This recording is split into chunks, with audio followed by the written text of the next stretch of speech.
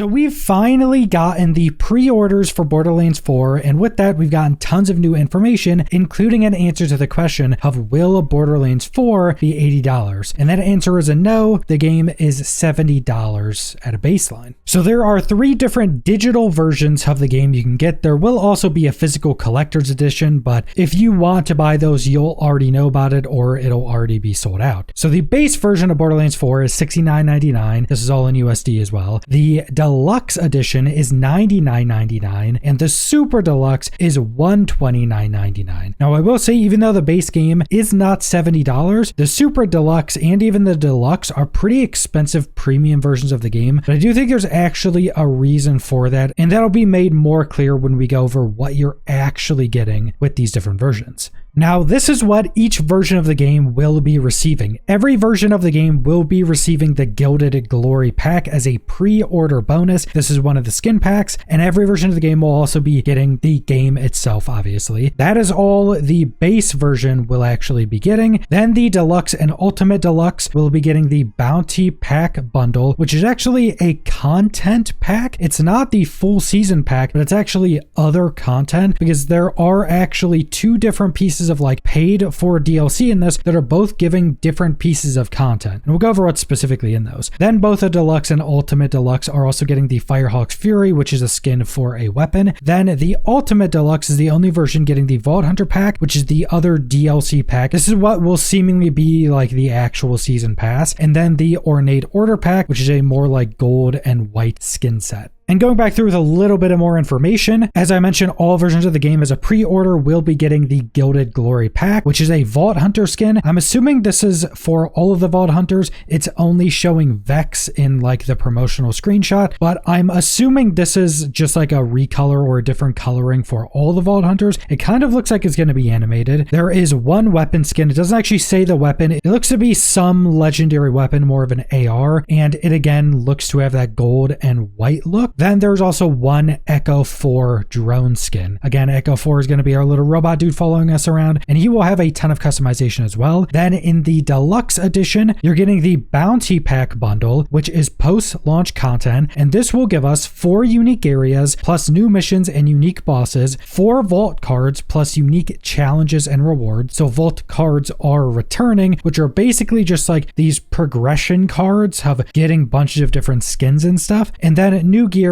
weapons, vehicles, and cosmetics. And we will go back over this when we go over the other DLC pack, because it'll make a bit more sense. We're getting one weapon skin that's like this cool fiery weapon skin for the Firehawk's Fury, and then again the Gilded Glory pack as well. Then finally, we have the Super Deluxe Edition. It's getting everything else we just went over. Then it's also getting the Ornate Order pack, which is 4 Vault Hunter skins, heads, and bodies, all very ornate. You have like purples, whites, and gold. Then you're also getting the Vault Hunter pack, which is again post-launch content. And this is the bigger piece of content, because there's 2 new playable Vault Hunters, which is a leak we previously went over, new story missions and side missions, 2 new map regions, which is actually very interesting, new gear, weapons, and cosmetics. So this seems to be the more standard DLCs we would expect, but a really big difference between this and the first Bounty Hunter pack, which was the other post-launch content, was that one seemed to be much smaller things. Like specifically, they said 4 unique areas. Now the Vault Hunter pack has 2 new regions. This I think is very different, because we're going to have 4 zones when the game is released, and what I'm taking this as is that the Vault Hunter pack is going to give us 2 new zones or 2 new regions to have 6 total.